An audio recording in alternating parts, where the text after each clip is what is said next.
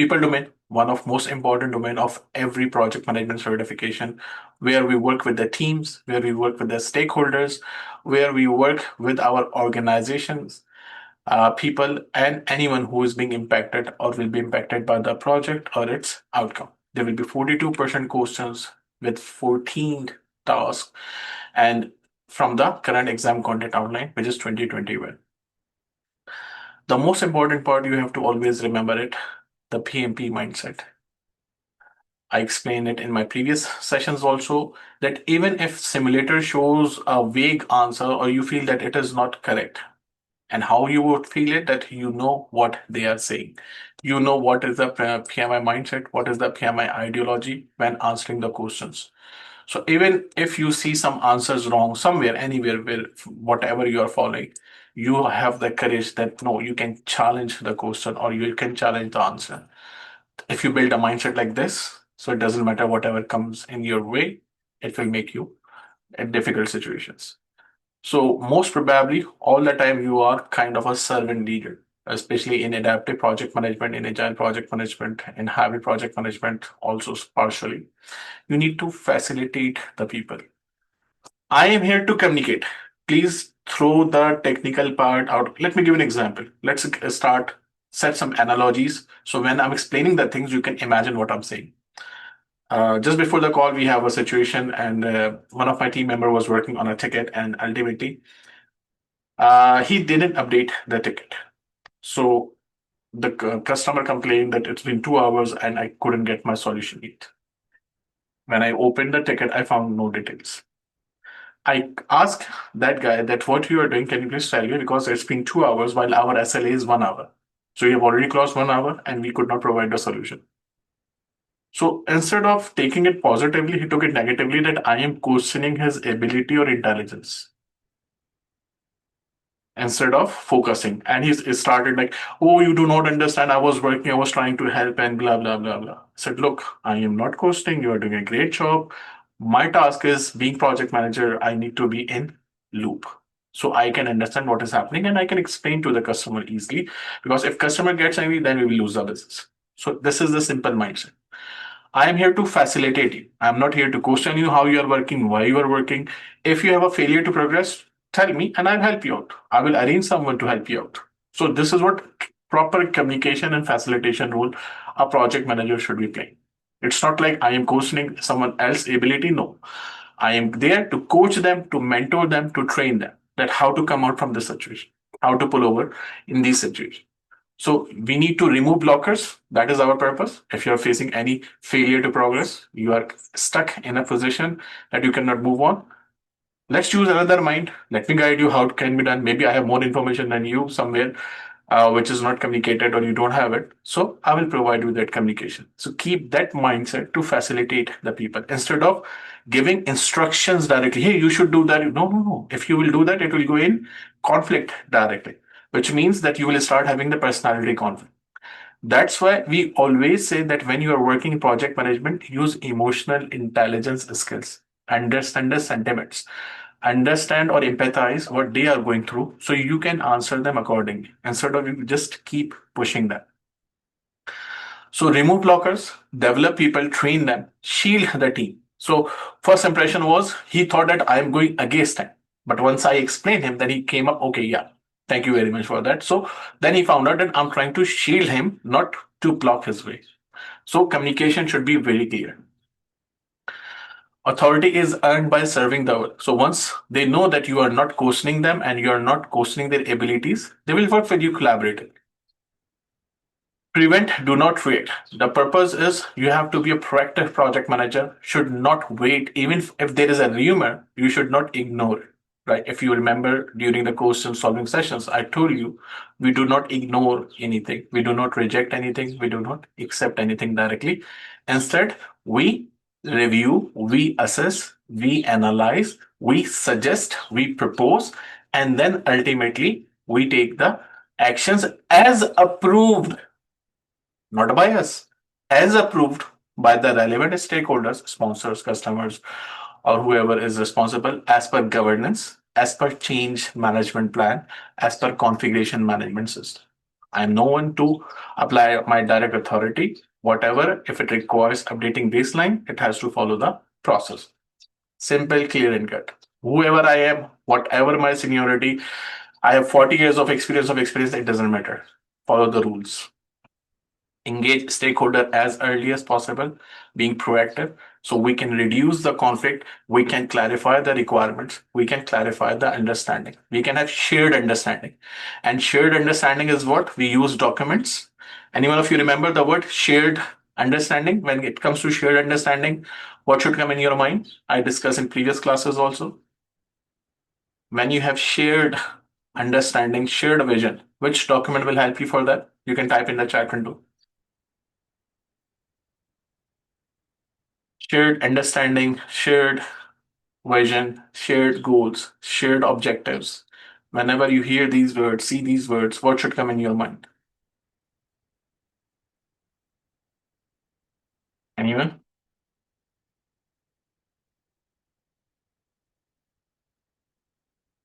We should have in our mind project charter. We should have in our mind ground rules, team charter, depending that how or with whom you are dealing with. If it is team, you will use team charter. If they are external stakeholders, you will use ground rules. Or if they are related to the project objectives, then you will use project charter. So whenever we have conflicts or we have problems, difference of opinions, different opinions also. So it's better to have a session again with the stakeholders to clarify, hey, it's not us. Let's discuss it. Let's stop blaming and let's start working together. If I say that let's start working together as a project manager, what conflict management technique I'm applying? Stop fighting. Let's start working together. Which conflict management technique I'm applying? We have avoid, smooth, compromise, collaborate, and force. Correct. We are using collaborate conflict management technique. We value the outcomes instead of outputs. Address conflict directly as they occur. Do not try to escalate them because it could be on level 0, level 1, level 2, level 3, level 4, level 5. We need to understand the level of conflict and interpret the source of the conflict and take the appropriate conflict management technique. And we have to tailor as per the guidelines. And for tailoring up, in first session of business environment, I explained you that who can do what. What is the role of product owner, project manager, and stakeholders and different approaches. So you should be aware of that. It's not like you start taking someone else's role. Project manager in Agile or team member in Agile will never ever be able to prioritize user stories. They can add user stories, but they can never prioritize it. So keep it in mind. Empower the team. Team is the domain expert. You may or you may not be the domain expert, but team are the domain expert. They are self-organizing, cross-functional. They could be I-shaped people in predictive or T-shaped people in adaptive. So let the team member do the work and you manage them. Your work is to manage the people. This PMP is now more towards people management than just going the technical management only. And when you are doing the work with ethics. What are the PMI code of conducts? That you should own the responsibility. You should show fairness while making the decisions. You should respect every individual and you maintain honesty throughout the project. And stewardship means you just keep facilitating the stakeholders and team members. So this is what I've explained, the 12 things, the principles, and we have already discussed the 12 principles of Agile, so I'm not going to explain them again. You know that we have to deliver as early as possible, or if you remember the Agile Manifesto, people and collaborations over process and tools, working software over comprehensive documentations. Following the contract is not preferred. It's better to work with people and respond to change as early as possible instead of following the plans. So these are the 14 tasks from which the questions will be coming, or whoever prepares the question, they look at these tasks. They never look at any book. So kill the thought that you have to read PMBOK. Kill the thought that you have to read every chapter. Kill the thought that you have to understand everything. No, stay with the domain. Anyone who makes the questions, they just read the task and their enablers and they make the questions. They don't see the books. And then those questions are added in the question bank. So you have to manage and understand the conflict. And to make yourself comfortable, I have already added in the exam tab and in the coaching tab the whole exam content outline. And all the questions are allocated as per the exam content outline task. So when you will be solving the question and when you will finish the simulator, it will show you that which task you are weak in and which topic you have to read about it. So take the help from there also. If you are unable, I will be there to reach you out. So the first task, which is managed conflict, is enablers are interpret the source and stage of conflicts. So conflicts normally occur because of scheduling priorities, because of scarce resources, because of different opinions or personality styles. So you need to understand what is the source of conflict. Like we have level zero, simple disagreement. I like something, you like something else. That's perfectly fine. But if I start imposing my decisions above on you, then you will start getting emotional and your emotions will come across. Level three is if I'm not handling level one and two. So level three is that you will have the people similar minded. So grouping will start. Number four, but they will start blaming each other publicly and they will start having conversations, heated conversations. And the last level is war or crusade or intractable that you can just keep them avoided. So because if they see each other, they might harm each other. So interpret the source of conflict, analyze the context of conflict where it happened, and then use the appropriate strategy, which means you can avoid in a heated situation.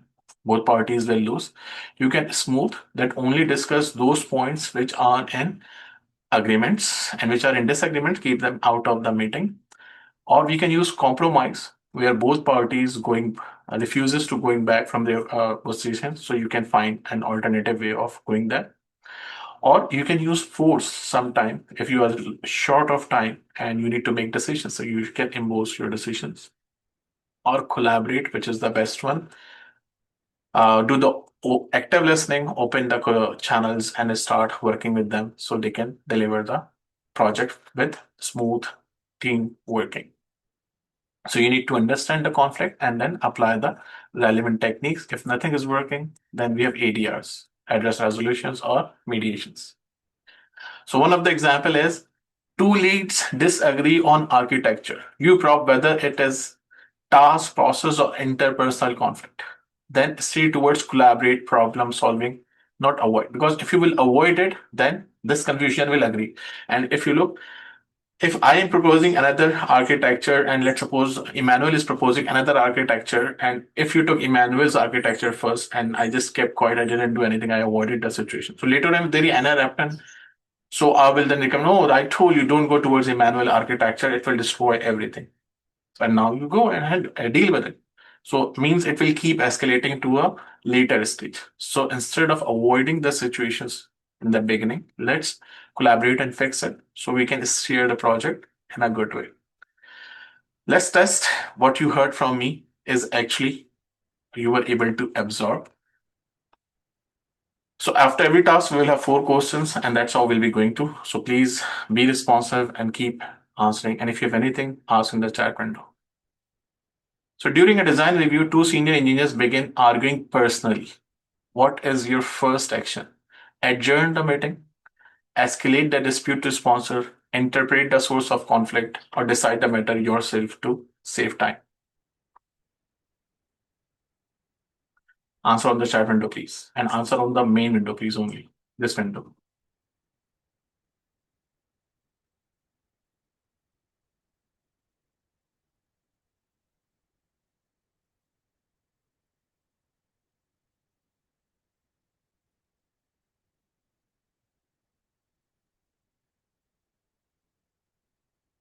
Exactly. Correct answer is interpret the source of conflict. The first section is interpret the source of conflict and refocus on the issue. Decide the matter yourself. It is force. So it's not recommended directly to use it. This is what avoid. And this is what ADR. every action or every option you eliminate, you must have solid reason why this is not the correct answer. Let's go next. A team member avoids conflict at all cost. By staying quiet, you think that, or by taking no action, you think, I am good. I am not in a fight with anyone. Let's just keep quiet. But keeping quiet itself is another crime. So lingering issues and lose-lose outcomes, stronger cohesion and higher morale, better creativity and richer ideas, fastest resolution of the dispute. When you will keep quiet at all time, what will happen? If you will keep quiet, system will be in trouble. System will be destroyed. So yes, A is correct answer. Very good. Which conflict resolution technique generally produce win-win outcome?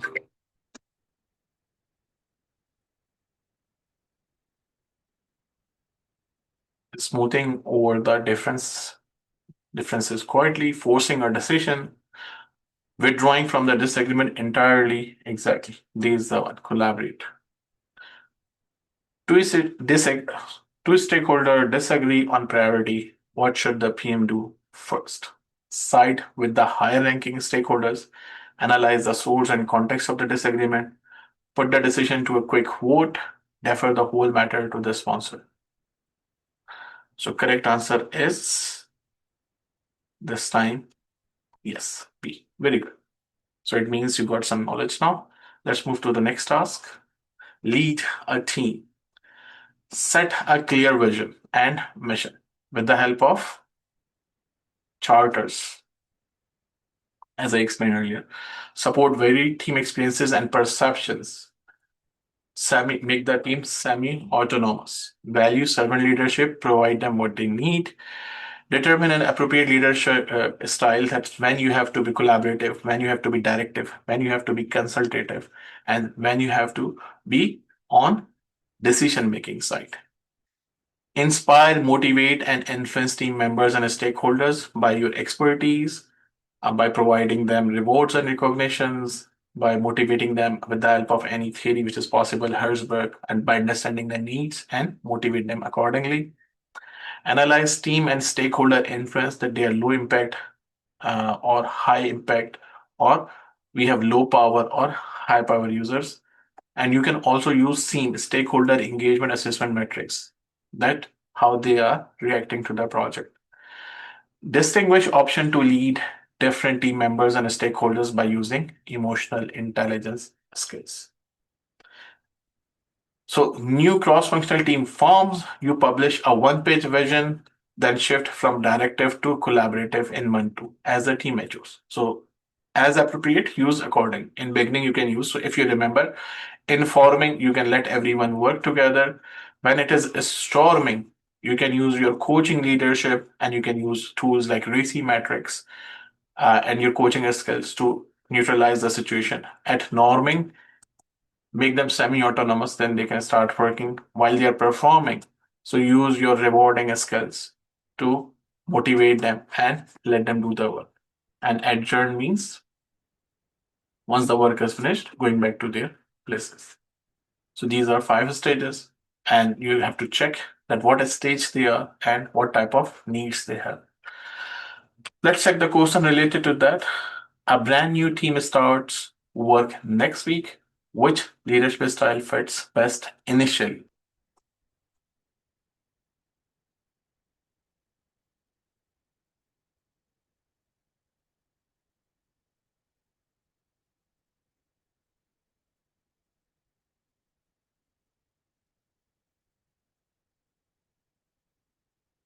So transactional means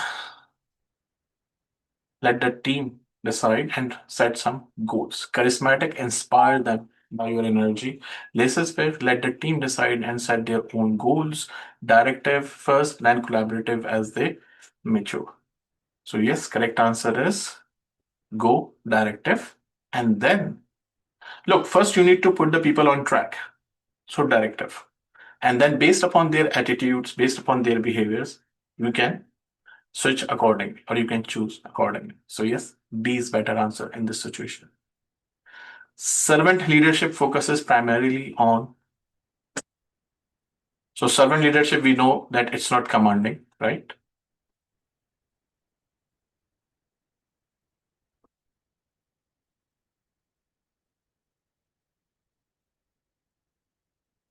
Facilitating means removing obstacles. Servant leadership means removing obstacles and developing the team, coaching the team. Uh, if you guys remember, maximizing each member's utilization rate. This is predictive way of working, where you have to be on the higher node, and function manager will be there for this purpose. Why you should go for that purpose? Your main purpose, whether you are in predictive or agile, is facilitate, coach, mentor, train, so they can work like you. Okay, let me ask you a difficult question of maybe you have used it or not, or you are aware of it or not. You want to use AI to help you? This is what your purpose now? Or you think you can use AI to replicate you?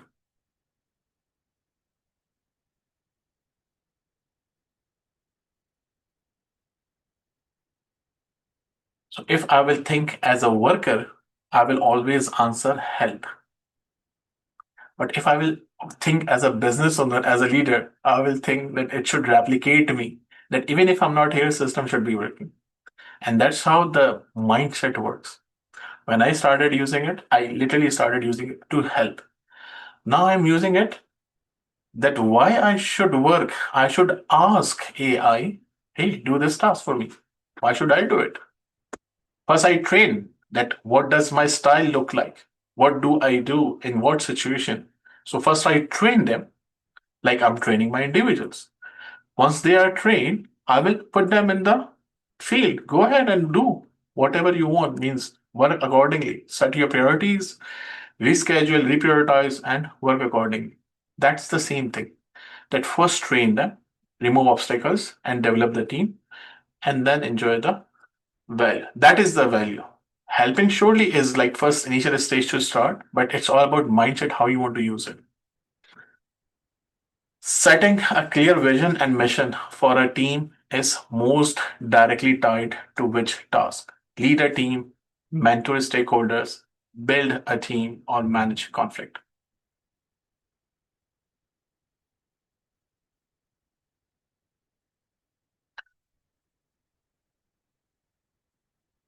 So, best answer is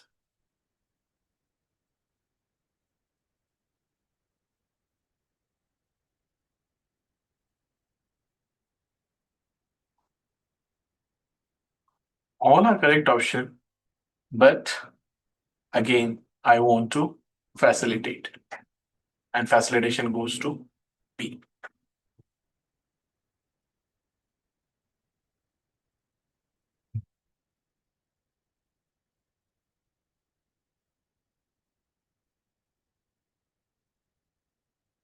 Question number 4. Influence is best described as, how can you influence the people?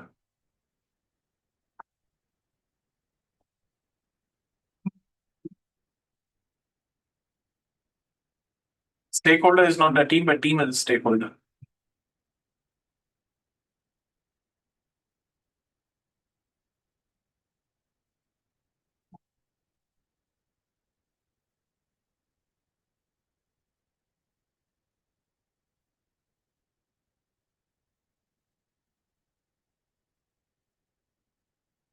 Yes, correct. C is correct answer. Perfect. Next, support team performances. Support team performances, which means use Kanban boards, right?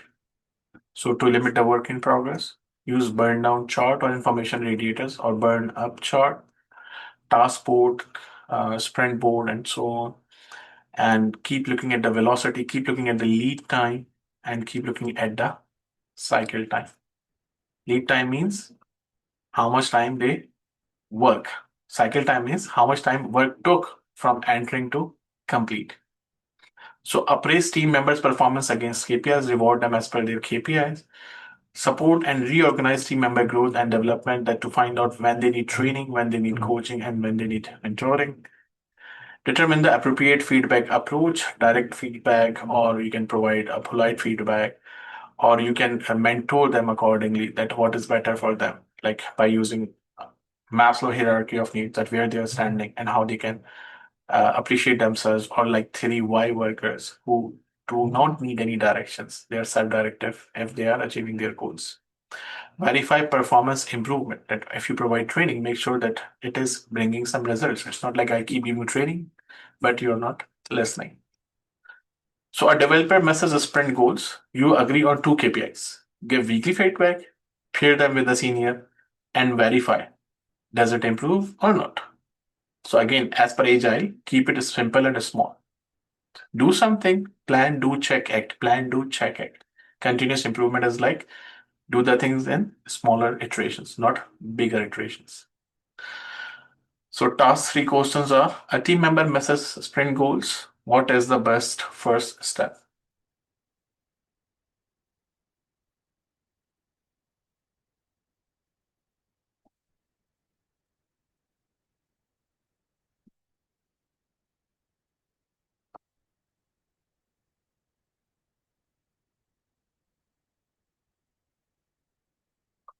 Replace the team member, appraise against KPIs, escalate or ignore. We do not ignore. And they have given it to you. Why you go to them? So they are out of the league. It's not a very good option, right? I'm not ruling out. It can be done. If you have tried all the things, then this is the last resort.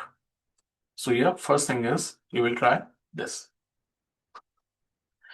Performance feedback is most effective when it is delivered publicly, given anonymously, saved for the annual review, continuous, specific, and tied to behavior.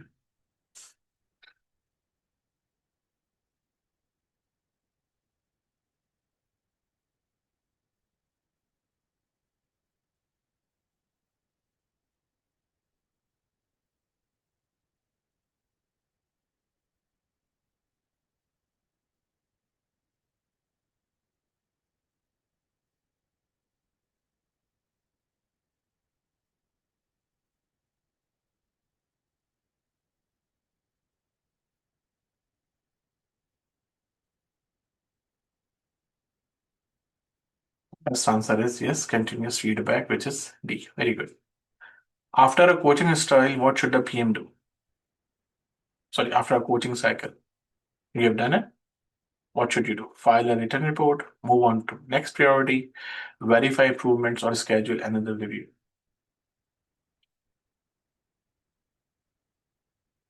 Exactly.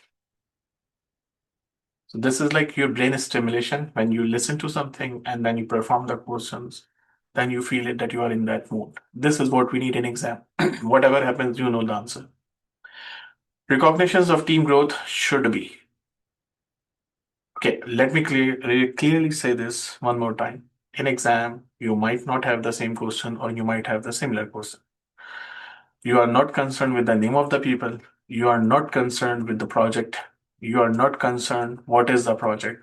You are not concerned what is the project name. You are not concerned that what they do in the project. What you are concerned as a PM, this has happened, a situation. Look at the situation and judge this situation as PMP mindset and answer. Don't waste your time and don't distract yourself by having extra words. Oh, I don't know the meanings of this word. No, please, we are not doing the English exam. We are focusing on our targets. So please look. For example, if you guys are working in oil and gas or civil construction is civil construction. You are making a trench in desert, or you are making a trench on the main road, or you are making a trench in a housing area. It will remain a trench. It could have plus minus their risk and something, but it's a trench. So you focus on trench instead of focusing here and there. That Royal Commission is doing, Aramco is doing. No, no, no, no. Trench is being done. Focus there. So recognition of team growth should be aligned with development goals and contributions. Seems to better answer, but I should read others. Handed out randomly across the team. Skipped entirely, no. Based purely on length of tenure, no. So A and B are kind of correct answers, but A is better answer as per our learning. Very good. Empower team members and stakeholders. Make them semi-autonomous or fully autonomous if the project allows to. If you will make them fully autonomous, then you will lose the control. So there should be some governance related thing when it comes to fully autonomous. So organize around team strengths, what work they can do. Like today, we were integrating in our work. I cannot name the agent, a new agentic AI agent we included in our teams who will be helping us or all my colleagues and my subordinates and everyone. And we took the name. If I read it, use me sparingly. But when you are stuck, tell me what to do. I will do it for you. So do not throw everything at me. Keep asking slowly and gradually so I can learn from you how you do the things. So ultimately, I will learn how you do the things in different situations and then I will guide you if you are stuck. So organize around team strengths and then give them the accountability. And when they start doing the same thing again and again and they are doing in the good way, so now they are accountable. And once you have given them accountability, you can always verify. It's not like you can close your eyes. No, you have to always verify. And to verify, it's not like you will remember and then you will verify. There should be a process in place to verify. Like as per ISO, two people cannot do the authorization and approval. One person should authorize, one person should approve. So we can have the process disconnection. Determine and best level of decision making authority, whatever is applicable. Don't go with the same stick for everyone. So you let the QA lead on the test strategy decision end to end. You stay accountable for the outcome because you are the project manager. They are responsible for their choices. So this is the goal. And to achieve the goal, they can take any task. So I can go like this, I can go like this. But point is that we achieve the goal. So based upon that, if I go further, you are unsure whether a team member can own a decision. Best move is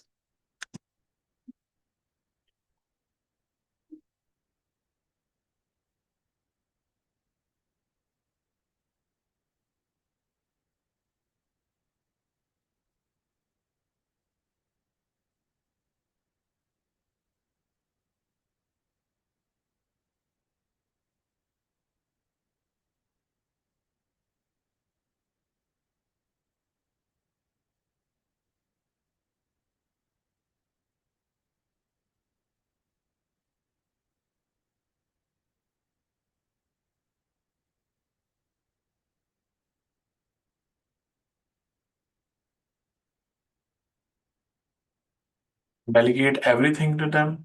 Simply make the decision yourself, match authority to demonstrate competence, put the decision to a team goal. So better is go with the competence. Very good. Empowerment without accountability typically leads to what?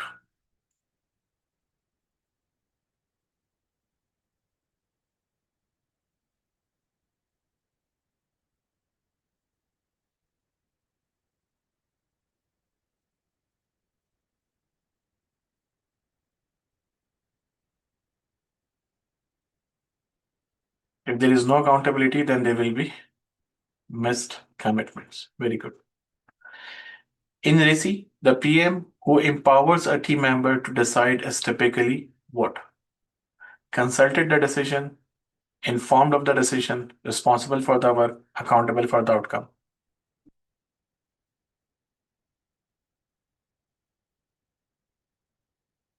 To decide. If I'm giving you the power to decide what I'm doing, as per RACI, what I'm giving you, responsible, accountable, consulted, or informed.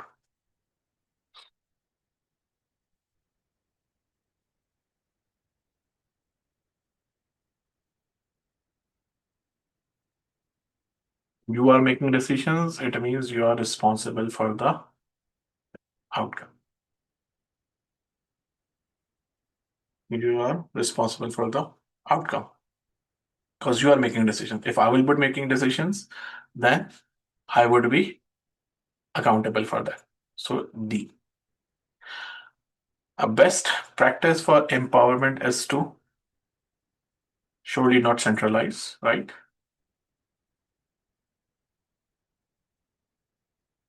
And we are not avoiding, we are promoting. And if you will go require consensus, then it will create another hell for you.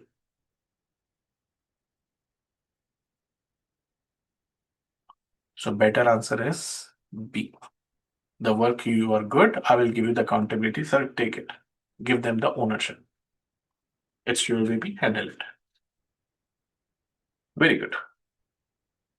Next, ensure the team is adequately trained. So as I earlier said, find out who needs training, coaching, or mentoring and when. So for example, adopting a new cloud stack, gap analyze skills, choose vendor certification plus internal labs, budget time, license fees, then measure pass rate and cycle time impact. So provide them what they need and evaluate what they are getting. Questions.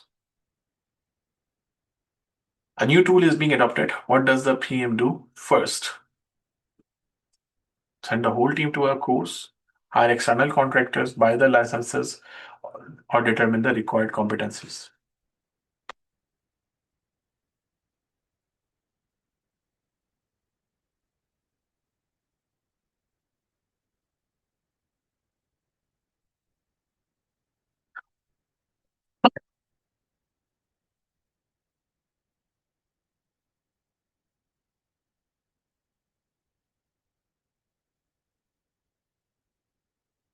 So the correct answer is determine the required competencies. Very good. Training outcomes should be what? Assumed by default, measured against the goal, reported only, or skipped, and nothing called as by default. So that's how we can easily eliminate the answers. Very good. Choosing between vendor courses and on the job pairing depends on what?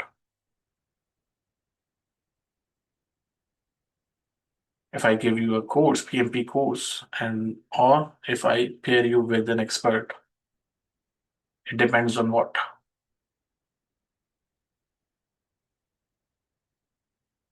The training need, style, and constraints. Yes, all of you are correct. Very good. Allocating training budget is a task 5 responsibility because now don't go in the loop of task 5. Allocating training is a responsibility because it helps project avoid all cost. It is purely an HR function. Resource must enable competency growth. Training is ultimately optional anyway. All optional must. This is what I taught you, right? These words will help you to make your answers in a better way. But here we have this word, which is the only correct word here. Purely in HR. Why HR? When they are working in project, it's your part. So C is the correct answer. Very good. Build a team across motivated individuals. Let the team work. Your success is when teams are working without conflict. And if there are conflicts, you resolve them as per the situations. And whatever they are doing, make sure that their knowledge is being transferred. As per the training during my sessions, I told you that you are accountable that no team member leave the team until they provide the lesson and it's your primary responsibility. You must not let anyone go without providing the lesson learned. So keep providing them the trainings, keep providing them the mentoring, coaching, and then keep collecting the feedback before they leave the team or organization. Mid-project, scope shifts towards data engineering. You upskills 2 business analysts and rotate in a contractor for 8 weeks while pairing for knowledge transfer. So this is how we build the team. Train them, we coach them, we let them work, we empower them. So based upon that, we have questions. Mid-project, the team needs new data engineering skills. Best first move. Replace several existing team members, appraise skills and refresh the team, reduce the scope, or hire a consultant without assessing, hiring without assessing, reducing the scope, and replace. So yes, B is correct answer. A knowledge transfer protects against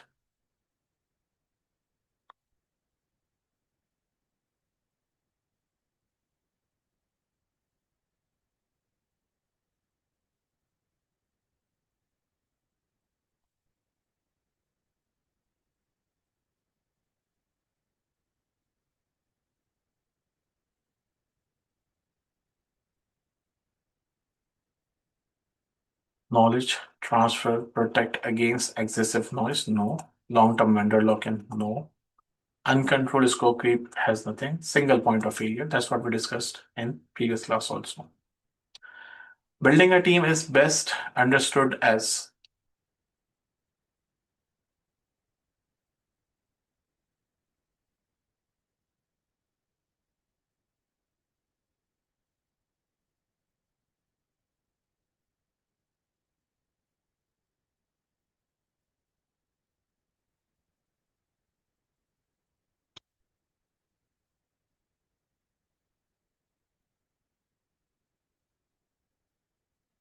strictly.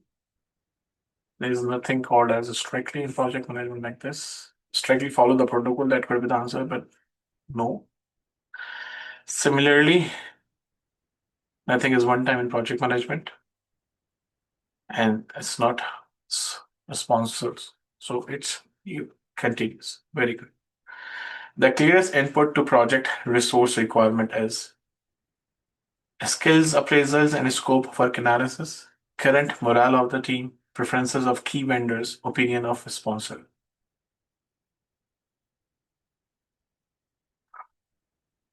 You will not take the sponsors, right?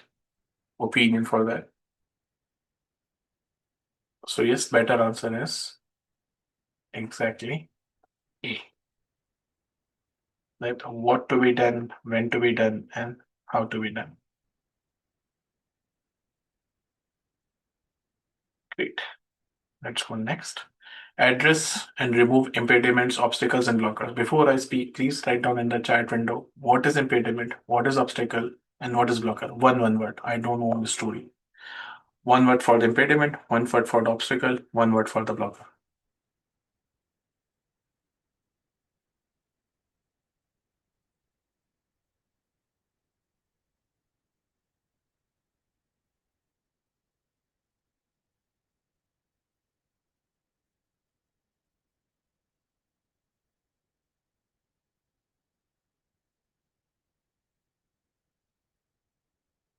One word for impediment, obstacle, and blocker in the chat window, please. What is impediment? What is blocker? And what is obstacle?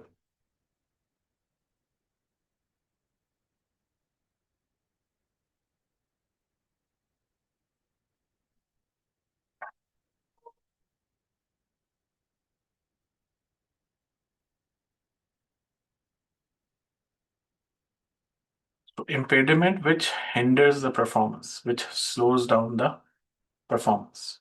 That was the word I was waiting to hear. Obstacles which should be avoided, and blockers are external things, external to the team. So determine the critical impediment, obstacles, and blockers. Prioritize them by impact on flow so you can solve them accordingly. In which meeting, as a project manager, you will get to know about impediments, obstacle, or blockers?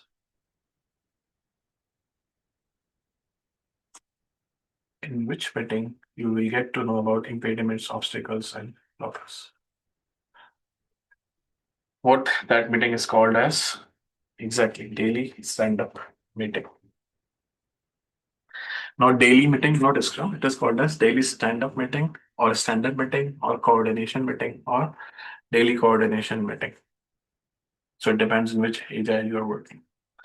So use your network to implement solutions by working in collaboration with the organization and stakeholders and keep reassessing as they are being addressed. It's not like you solve one thing and then it's appearing again. No, fix it permanently by using the root cause analysis or 5 analysis. So a vendor access ticket has stalled a team for 5 days. You escalate via your sponsored network, parallel path, a workaround, and add it to the impediment log that we can go with the or we got rid of it with the help of workaround. Next time it happens, how you do it.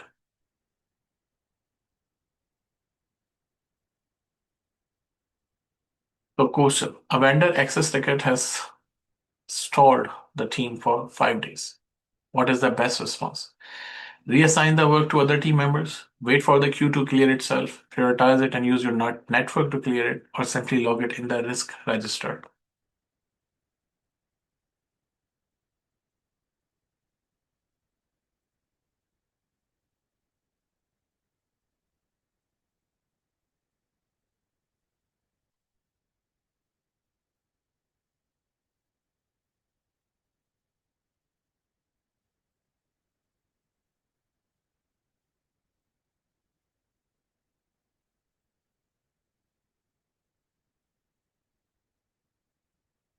So exactly, prioritize it and make it clear. Very good.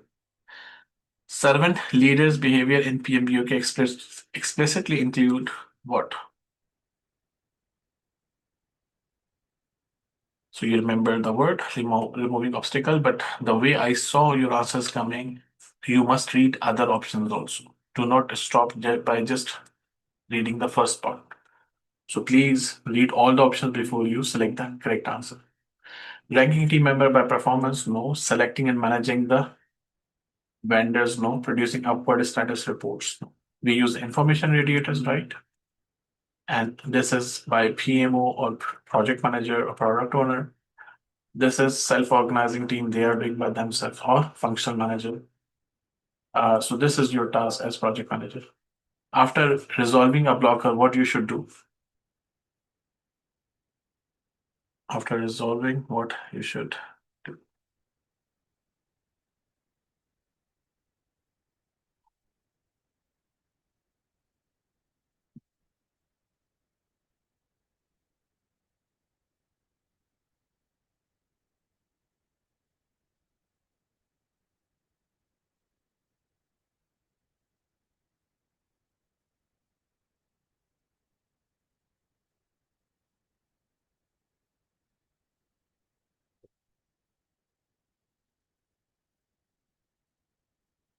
So reward the team for the effort, reassess to confirm the root cause is fixed is the better answer, right? Fix it permanently.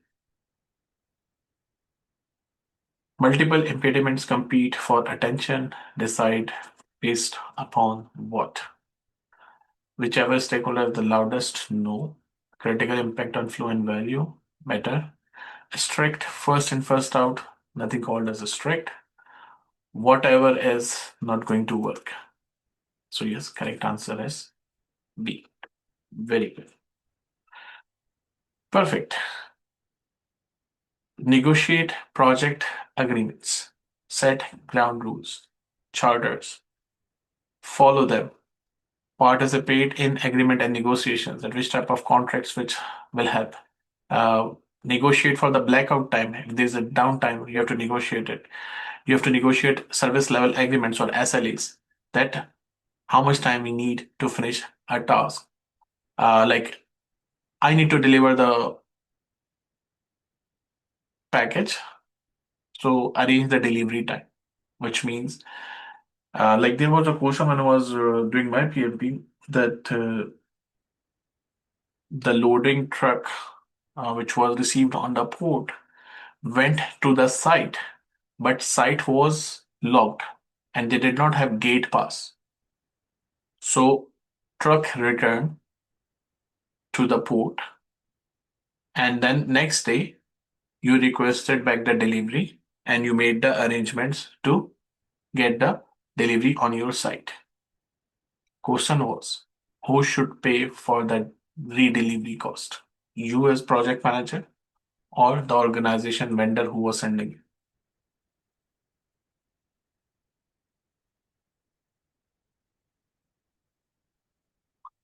Who will bear the redelivery cost?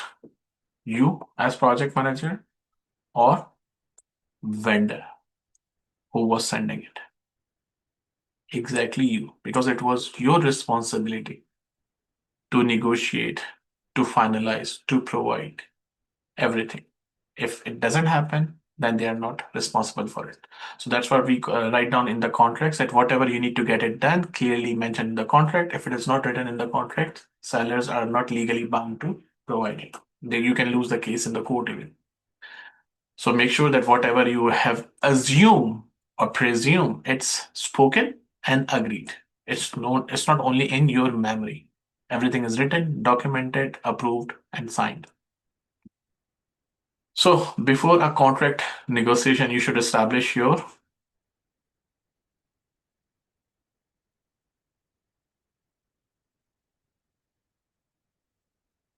So there's a topic which you might not have studied, but that is the only one which makes sense, because this is a slide from the seventh edition, which is still not added into your ECU. So that is called as Bartana and Zopa for the suppliers. These are like SLAs based agreements, which you should do it. So whenever you're buying the contract, first you should establish that Bartana means best alternative available, that you have alternatives available for that or not. What type of agreements you are working in or what you can work with. So you need to set the strategy. So I used to give you the example of PNM, that plan, make a relationship, and then make agreement, and then maintain it also. So that was the perspective of analyzing, right? Before you analyze, like if you need to import something for your oil and gas projects, so mostly these items are delivered from Italy. But before you go and negotiate from Italy, maybe you can find a better alternative nowadays. Maybe China can provide you better cost and least time also. So first, you need to make relationship. And all those who answered relationship, I'm not saying you are like thinking because this is the only best possible option because you did not know D is correct or not. But think like this. Contract establishes the relationship or we make the relationship before the contract. How we create relationship. If you remember, I was explaining in procurement chapter, contracts are there to establish and maintain the relationships. When the contract is not negotiated, how could you make a relationship? So first, you have to find out alternatives, who is the seller, and ultimately, then you have to negotiate. So this answer will never be correct in any situation. How can you make the relationship? And how you make the relationship? With the help of agreements. First, you have the agreements and then you make the contracts, which are typically signed by the contractor procurement department. So, best alternative or zone of possible agreements, they are like signed when they need it. That what basis we need to make the agreement. So D is correct answer actually. A can never be the correct answer. B and C has nothing to do with these words. So keep an eye on these words also. So Bartna. Again, Bartna and Zopa will not come in your exam as of now, but just for your knowledge. After agreement is signed, your job is to move on to the next task, verify it meets the original objectives. Nothing called as immediately. File the contract away and forget it. So these words are already telling us that they are not the correct answers. So better answer is exactly B. A negotiation strategy should be determined ahead and aligned to priorities, driven entirely by sponsor, kept hidden from the team, improvised in the moment at the table. So better answer is you should plan ahead. Yes. The most important early step in any negotiation is what? And you have already understood the answer of one, so you can easily answer this. Exactly. The bounds and objectives. Very good. Perfect.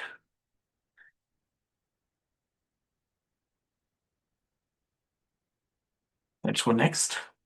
So collaborate with the stakeholders, which means keep looking at eye on the upward, sideward, downward influences on your project. Similarly, keep using SEAMS, stakeholder engagement assessment metrics, to understand what are their current engagements and what will be the desired engagements. And we want most of them to be supportive stakeholders and how they are influencing. For example, a skeptical compliance officer becomes a champion after you involve them in the design review at week 2 instead of audit at week 12. Because you keep working in advance, you know what is happening, so you keep engaging them as early as possible. That was our principle. And collaborate as early as possible. So, based upon that, engagement levels for stakeholders should be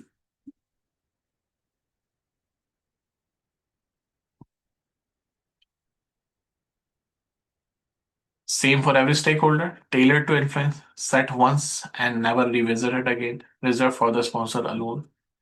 So, you know the answer. Better answer is already yes, correct. B. Trust with a stakeholder is built primarily through authority, charisma, frequent detailed status reporting, consistent delivery, and transparent communication.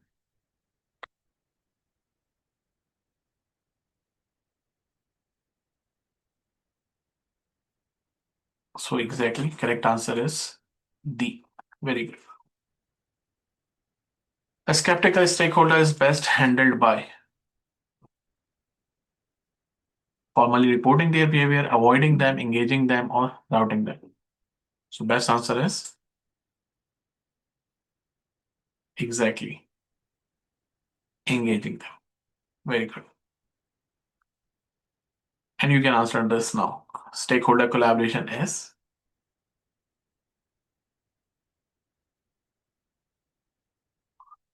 continuous. It's not optional. It's not a sponsor responsibility. It's not one time. It's continuous across the project lifecycle. Very good. And the next task is about build shared understanding.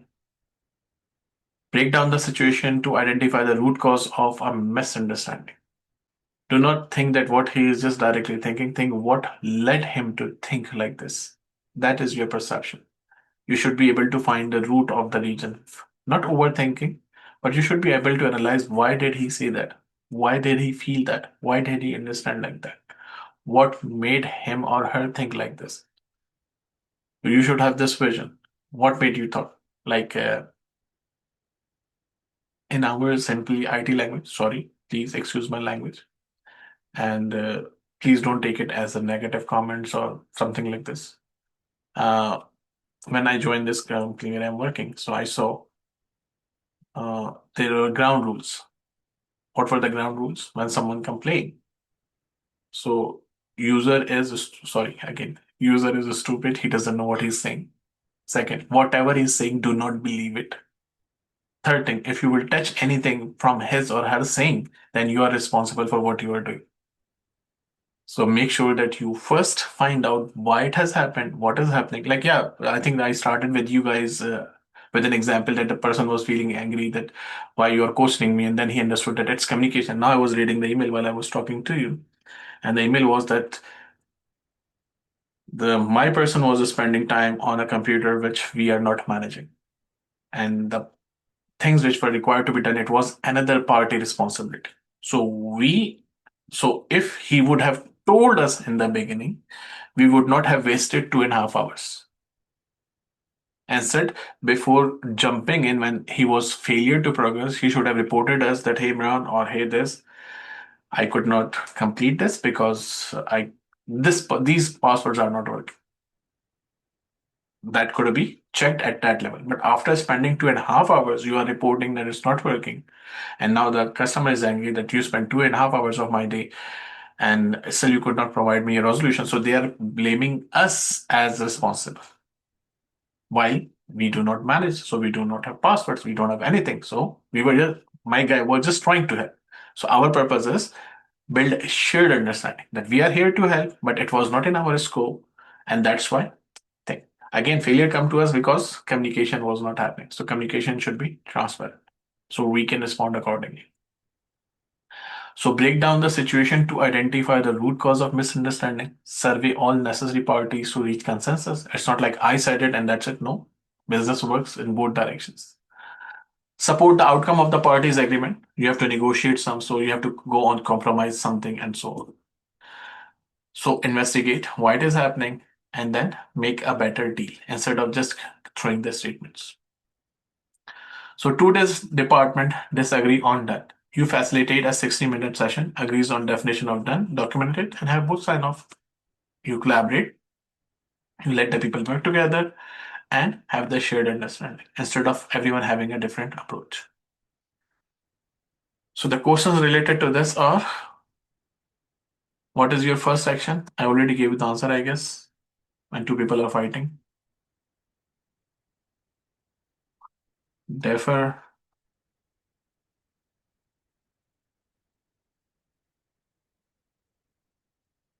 so yes, better answer is C. Find the root cause of the situation. When you reach the consensus, what you should do?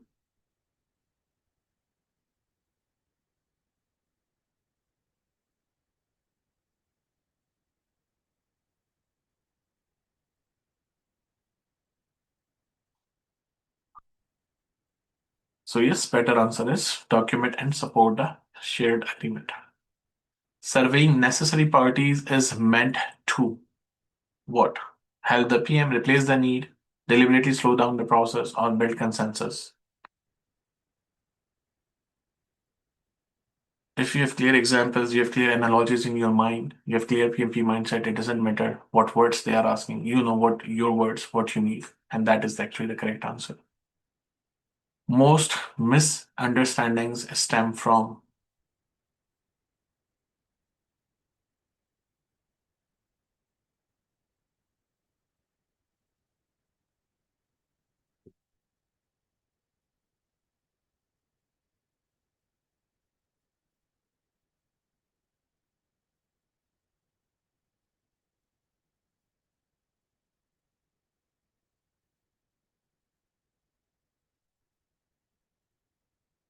The correct answer is a few fundamentally bad actors,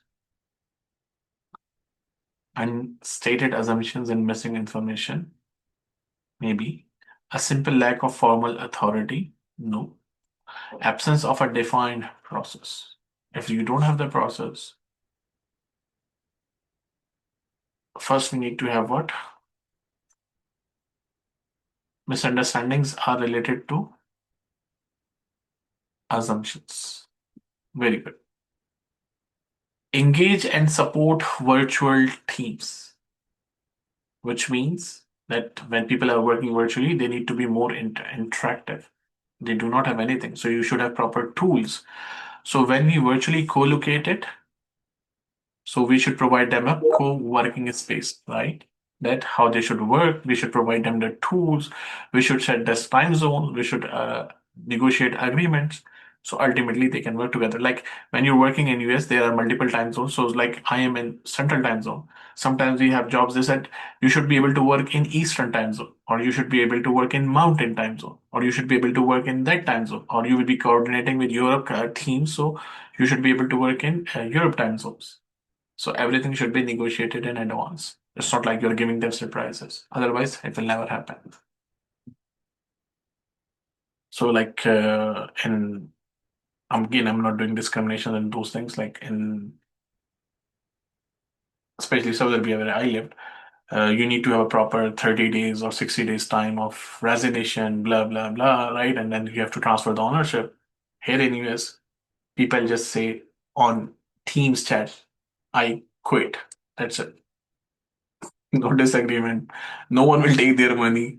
No one will do anything for them, blah, blah, blah. Voila. Just on the chat, I quit or I resign. That's it. Forget the email, forget the letter. Look, there are professional things which has to be professional. But I'm saying even if they will write it on the Teams, I resigned or I quit, no one can deduct their money or can challenge that. Simple. But I was listening to one of the colleague in Japan that once a person has resigned who actually went from US. They were explaining their experience. So once they resigned, so in Japan, resignation is considered as bad thing.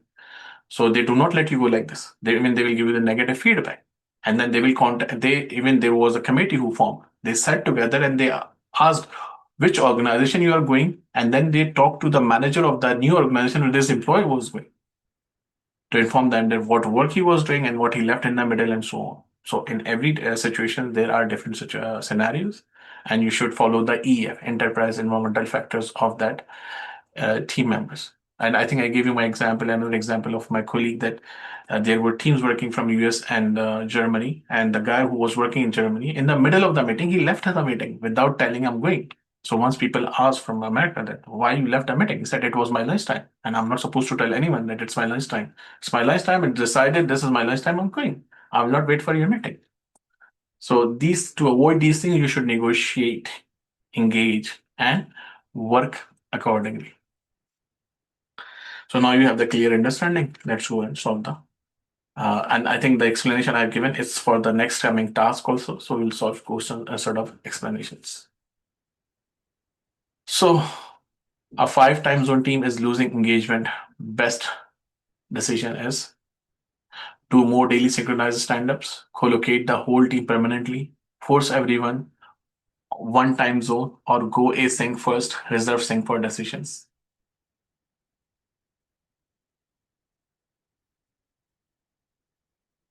One team is in Japan, one team is, let's suppose, in Australia, one team is in US. So one is -12, another one is +12.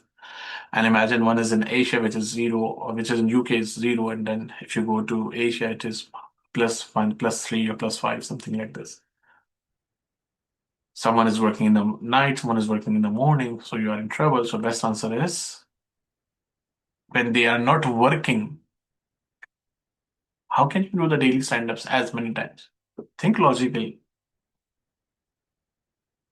When someone is losing engagement, you will do more meetings, you will do more stand-ups. While you know that you only allowed one stand-up for one team, one stand-up, one per day. This is agile rule. I don't know how you answer this question first. And you shifted your mindset that okay, you will go ahead.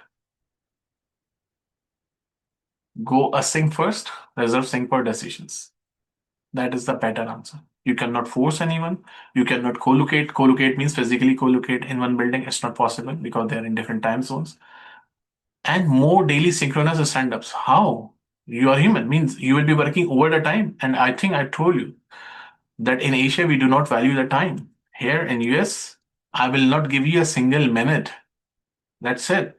Whoever you are. Even my boss was angry when I first came here and I replied after the working hours. He replied the message on the chat. Imran, you're not supposed to reply me after 5 o'clock. Please. Unless I write emergency.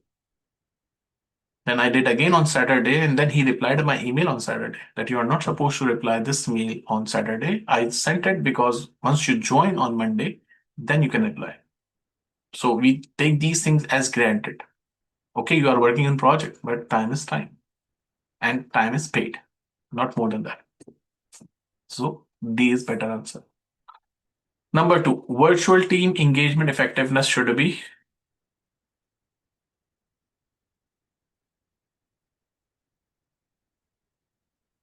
assumed to be working out fine, continually evaluated, surely continually evaluated. Only and yes. So it's not once, it's continuous. Investigating alternatives for engagement may include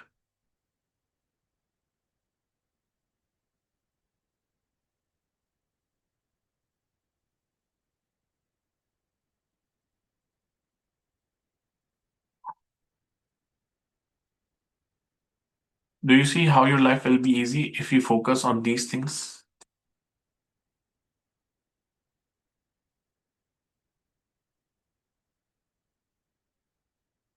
Okay. Cultural differences in a virtual team should be handled solely by the HR team, ignored, examined as part of need assessments, or quietly smoothed over and downplayed.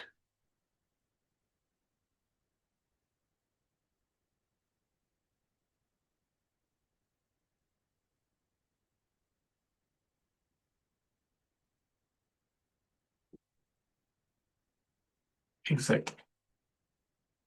You don't ignore the thing. It's not the HR who is involved. So better answer is C. So I will already explain you what are the ground rules that how you should be working. We can establish the environment, we can set the agreements, and we can get them signed, and we can keep them updating. It's not like they are one-time signed; they can be updated all the time. So, like day work, charter session, meeting hygiene, decision rights, escalation paths, working hours, and we revisit at every retro that they are working or not, and then fix them according. So, who should author the team ground rules? You should know the first answer, literally. Even if without reading, you know the answer.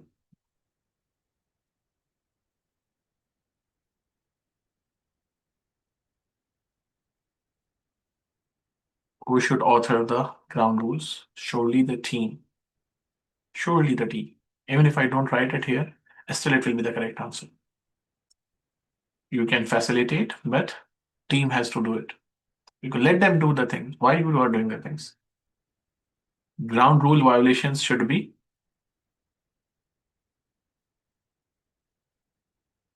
escalated, quietly ignored, or addressed in the moment.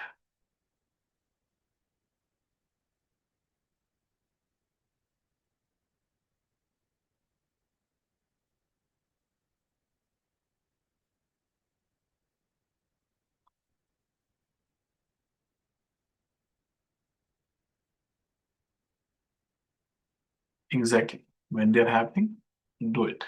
Thank you. Ground rules complement which document? Very easy answer, I guess. You know the name of the document where we write down the ground rules.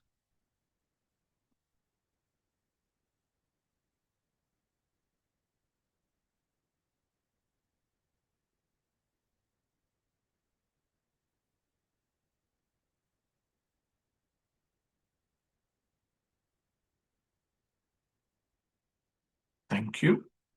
Organization principle serves as the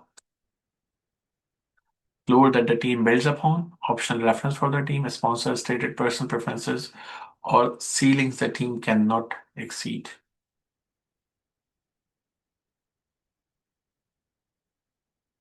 Organization principles serve as the floor that the team builds upon. We build the organization on principles, right? So yes, A is correct. Very good. Mentor relevant stakeholders, what I am doing, whenever you get a chance, you can mentor the junior, senior, or refreshers.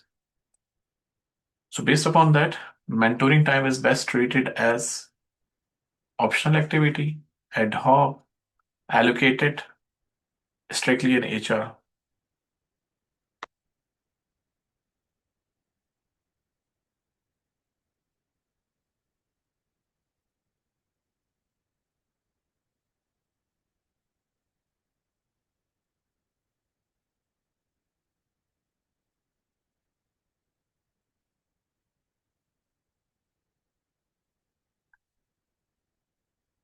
Mentoring is not ad hoc or occasional. We don't favor the people, right? And it's not an optional activity. And it's not an HR responsibility. So yes, we once we have time, we mentor the people. A junior people PM is struggling with stakeholder communication. You should recognize the mentoring opportunity and act, escalate the situation, wait for HR, quietly take over their work. Exactly. Formal answers are means formal process answers are better answers. Mentoring benefits a project primarily because it directly saves on the project budget, removes the need for any training, improves team morale and nothing more, builds bench strength and reduces risk. This word actually destroyed the C, while C was also the correct answer. So yes, D is correct answer. Very good. The PM mentors which stakeholder?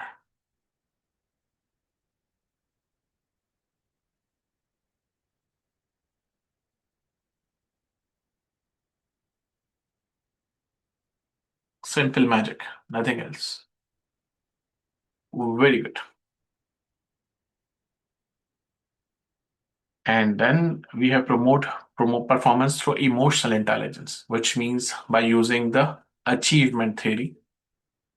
What was the difference in achievement and expectation theory? Anyone of you remember? What was the difference between achievement and expectation theory? In achievement, you know you will get something with power, affiliation, right? In expectation, you already know what you will get, or by understanding the Herzberg theory, or by Maslow needs or theory X and Y, or by theory Z, you will find out that what is better for the team. So assess behavior through the use of personality indicators. So anyone of you remember what are the emotional intelligence five components? One is empathy, one is self, another one is self-assessment, and then social control. And we have consciousness. Consciousness. These are five elements of emotional intelligence. Analyze personality indicators. This is what the Myers-Briggs personality test. That it has 16 combinations which you can use. But again, this is still not the part of your PMP exam. So let's go and solve the questions. A sponsor seems irritable in a stairco. What is your best response? Sorry for I think it's overwritten something. Follow privately by email afterwards, push through the agenda on time, pause, name the tension, ask, adjust. Which option you feel is better? Have the meeting and reschedule it, something like this. So which option you think feels better?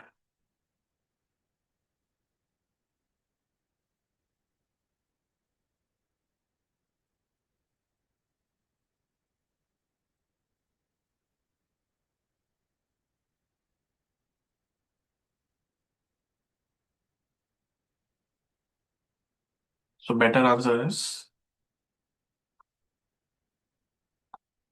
social awareness, social adjustment, right? Self-awareness, social awareness and self-management. So better answer is pause, name the tension, ask, and adjust. Follow privately by email. Follow privately was fine, but by email, we do not work. Remember, that was our grid. The people who have high power and high interest, you should work closely, not by sending emails, by working closely, by using interactive communications. Email is not interactive communication. That's why B is not correct answer. So just because of this, it is not correct. Otherwise, B was correct. So correct answer is D. The four emotional intelligence domains are logical, emotional, adversity, social, self-awareness, self-management, social awareness, and relationships. Plan, do, check, act. Sympathy, empathy, apathy, and antipathy. So there's nothing called as this. There's nothing called as this. There's nothing called as this. So better answer is D. Personality indicators are used to, okay, maybe you don't know the answer, but let's try to find the answer. Inform how to adjust to other needs. Replace the formal performance review. Nothing can replace reviews. Determine each person's salary band. Salary band has nothing to do with the personality indicators. Label people permanently, nothing called as permanent. So even if you don't know the answer, you can still eliminate wrong options, and find answers by their wording. So the only answer which is left is A. And that's what I have demonstrated how to find an answer if you don't know the topic. Emotional intelligence on the exam is treated as something owned only by HR, a soft secondary nice to have, a hard testable skills, or an optional skills.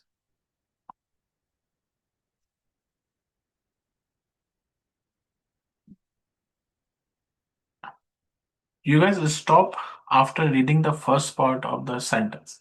You guys do not read it full.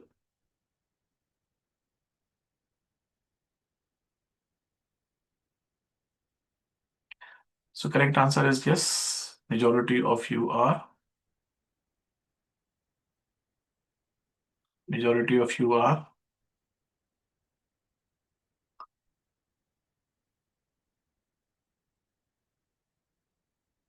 Everyone preferred to have good qualities, right? Not a nice to have. It's nice to have be a good person. You should be a person, nice to have be a good person. Will it look like this? No. It should be the part as a project manager, you should work with emotional intelligence, not the equity. Sorry, equality. You have to work with equity. So you have to apply it, not nice to have. So as I said, most of you read the first part of the question and you said, okay, yeah, this look nice. So that was correct. I'm not saying it's incorrect. That was correct.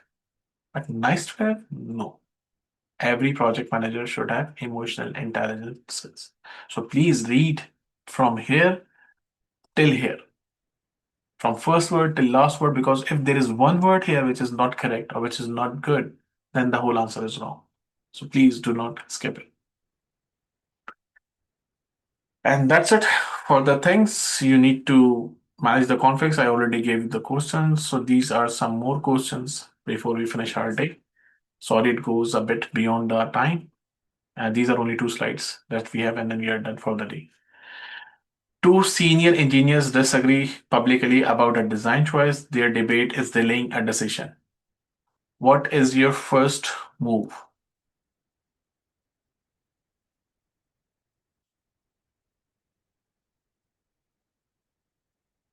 And I guess these are the same questions we have finished it. But let's see, do you remember it or not? Interpret the source of conflict and then facilitate a resolution. So that was it.